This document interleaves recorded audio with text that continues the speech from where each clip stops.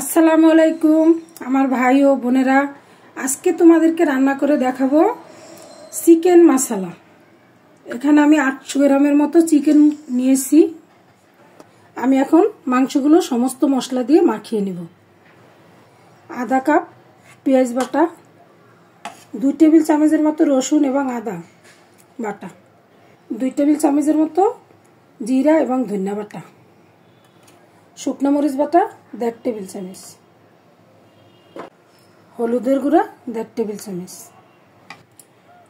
গোলমরিচের গুঁড়া 1/2 টেবিল চামচ, শাহি মশলার গুঁড়া 1 টেবিল চামচের মতো।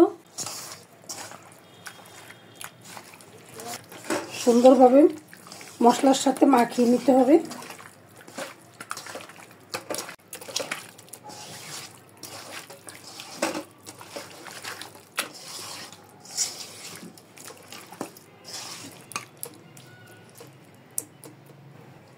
আমার মুরগিটা মাখানো শেষ। আমি এটাকে রেস্টে রেখে দেবো আধা ঘন্টার মতো।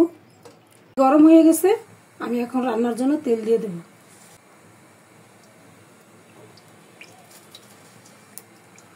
সামান্য কিছু পেঁয়াজ কুচা দিব।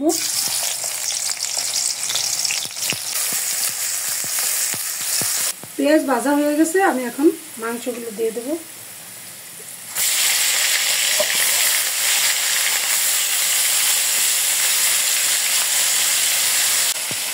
তেজপাতা,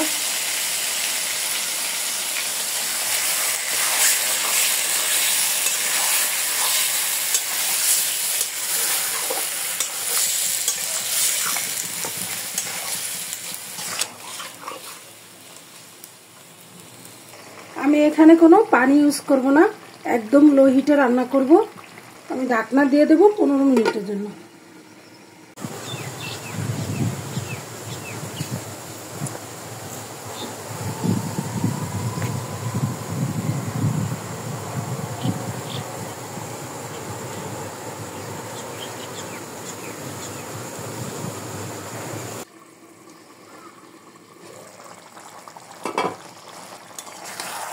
বেশ কিছু পানি বের হয়ে আসছে।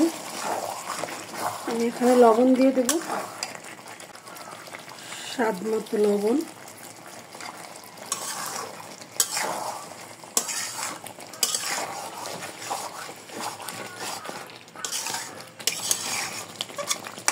আপনারা শেষ পর্যন্ত দেখতে থাকুন, তরকারিটা আরো সুন্দর হবে, লোভনীয় হবে। আরো 10 মিনিটের জন্য ঢাকনা দিয়ে দেব।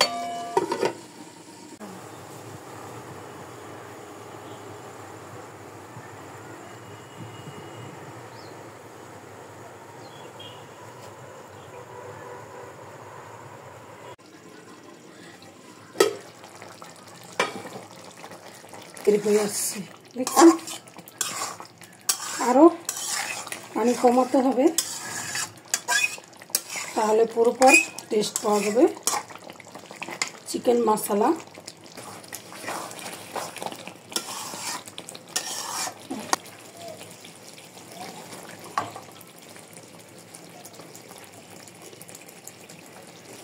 আমার রান্না শেষ। আপনারা বাসায় এইভাবে ট্রাই করবেন, ইনশাল্লাহ মজা হবে।